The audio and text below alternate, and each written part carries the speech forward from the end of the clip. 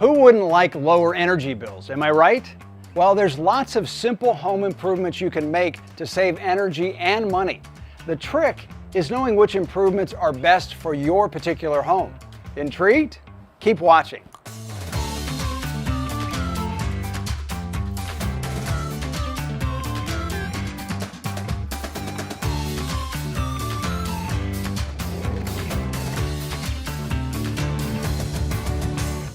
Every home is different, so learning how your home can be as energy efficient as possible is key to saving energy and money.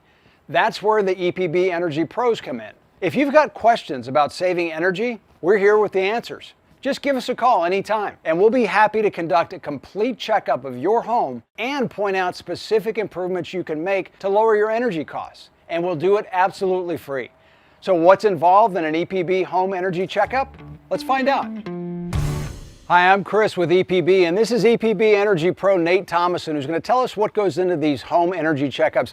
Nate, let me ask you first of all, how does somebody know if they should get one of these checkups? Everyone should have a home energy checkup, whether you're a new homeowner, maybe not aware of how much energy is being lost in the home, how well it's insulated, how well the HVAC units are running. If you've been a homeowner for 20 or 30 years in the same home, get used to one consistent bill. We can recommend some of these upgrades to help you reduce that energy bill by a pretty good fraction.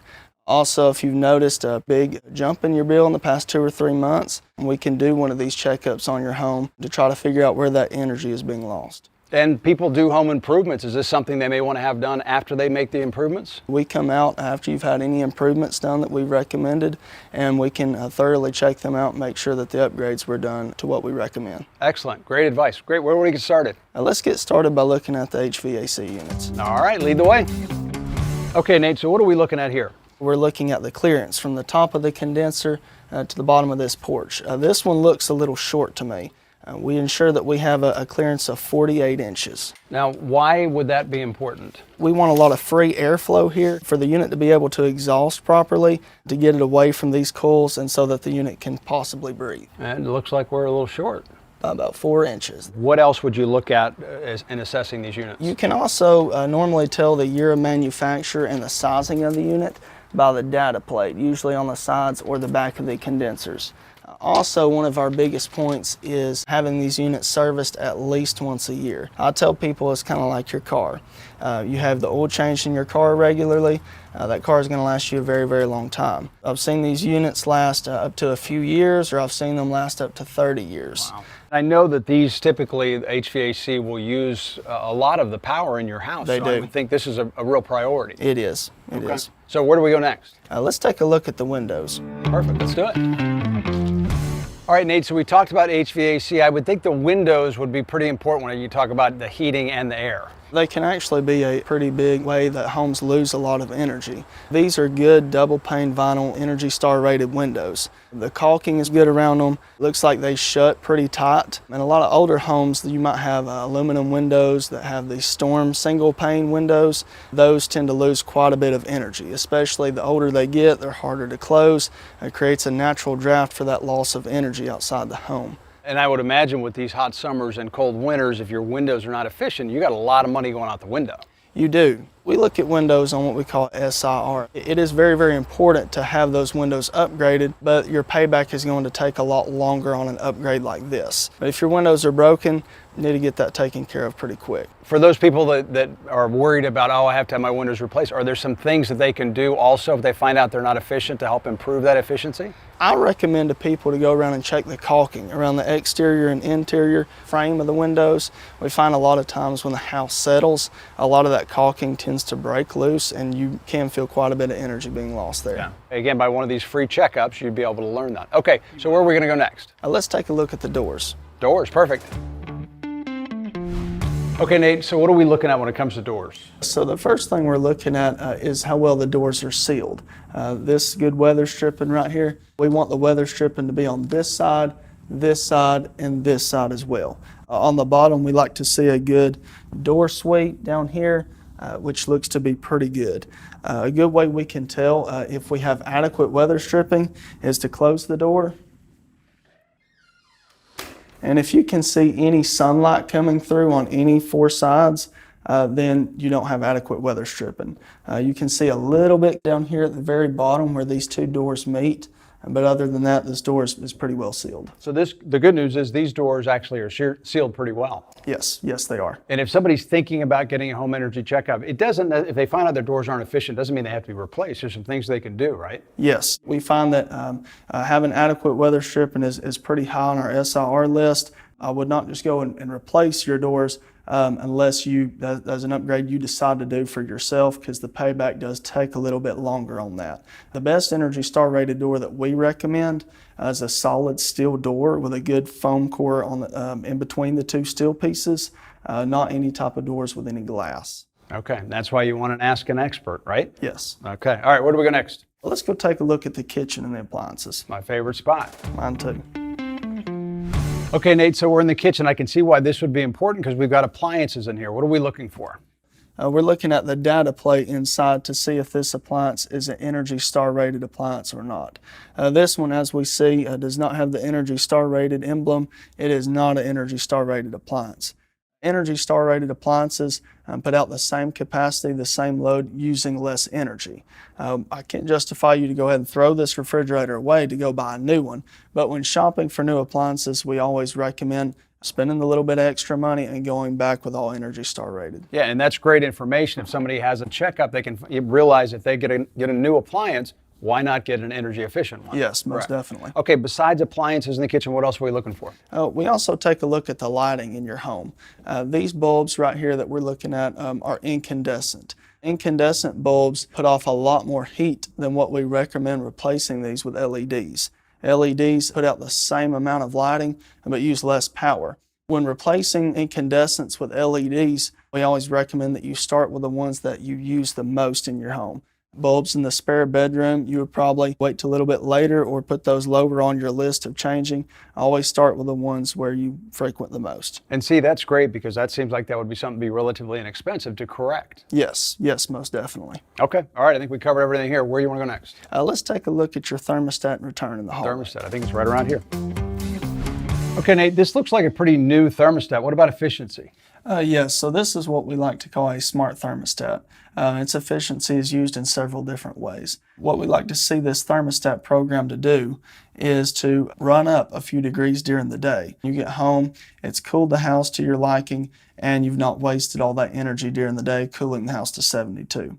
Also, along with this, every couple degrees in the summertime that you can bump this up. If you can stand it at 74 or even 76 or 78, you're saving money on your power bill. The exact opposite in the wintertime, if you've got the heating on, the lower you can set it below 72 and still be comfortable, the better. So it sounds like with a relatively small investment, you'll be able to save quite a bit of money with your HVAC. Yes, another convenience for this is you can also control it from any smart device, your phone, your iPad, and even set a passcode on this to keep children from being able to adjust that. All right, great information. What else are we looking for as far as HVAC in the house? Let's also take a look at the air handler downstairs. All right, boot.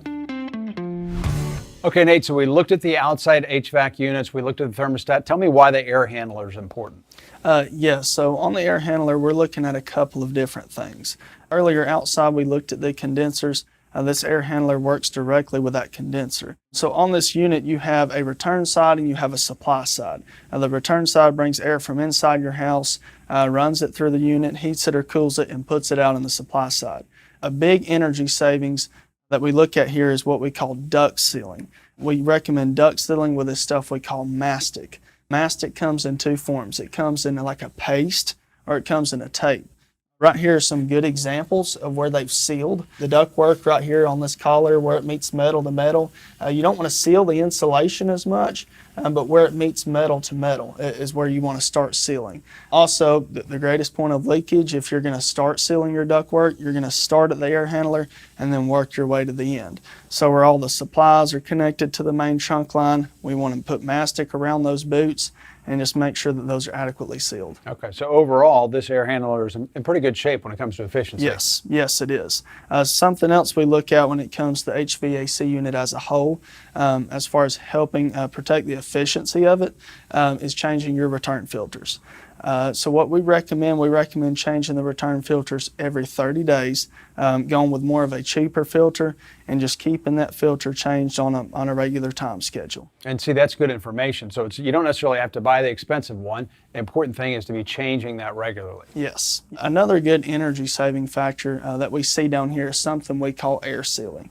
Air sealing means sealing all penetrations going from unconditioned space to conditioned space in your home. Unconditioned spaces are going to be like your attic, your crawl space / basement, places you're not trying to keep heated and cooled. Conditioned space is going to be upstairs. You're trying to keep that cooled or in the wintertime heated. So the idea is to seal up all these holes coming into your conditioned space so that way you don't lose your HVAC energy, allowing that to kick on because these do pull quite a bit of energy. So what we recommend where all your pipes and plumbing and wiring, any type of open chase is coming up through the bottom of the floor or from the attic coming down in between the walls, we do recommend taking some spray foam and foam board and foaming and sealing up around those penetrations. And see, this is why you want an EPB Energy Pro to give you an energy check at your house. Okay, we're in the basement. Where do we want to look at? What else do we want to look at while we're down here? Let's also take a look at the water heater. Let's do it. Okay, Nate, I see an energy guide sticker on our water heater. What does that tell us? It tells us this water heater is more of an efficient water heater. Kind of tries to give you some of the estimation of how much savings that this water heater is going to give you when you purchased it. Something else we look at a water heater as far as energy efficiency goes is insulating both the hot and cold lines of the water heater. These lines are made out of the copper piping, and we recommend going around them with foam. They almost look like pool noodles, and you can use some tape and put around those just to help insulate those copper pipes there. So another easy fix that could save you some money. Yes, most definitely. Great, that's a great tip. Anything else that you see any challenges with this water heater? The only thing is when you go to replace a water heater, this is a standard electric water heater. They also make a heat pump water heater. And the benefits with that heat pump water heater is it uses less kilowatt power. The other thing is when it exhausts the cool air from that water heater running, you can duct that cool exhaust to the outside, or if it's summertime and you like your garage or basement cool, you can actually pull that ducting off, and every time the water heater kicks on, it actually shoots kind of a burst of cool air inside your basement or your garage. So it sounds like if a homeowner has a major appliance or a water heater go out, it would probably be a good idea to have a home energy check before they make that investment. Is that right? Yes, most definitely. All right, so if you were doing a home energy check, where would you go from here? I go to the attic. The attic. All right, let's do it.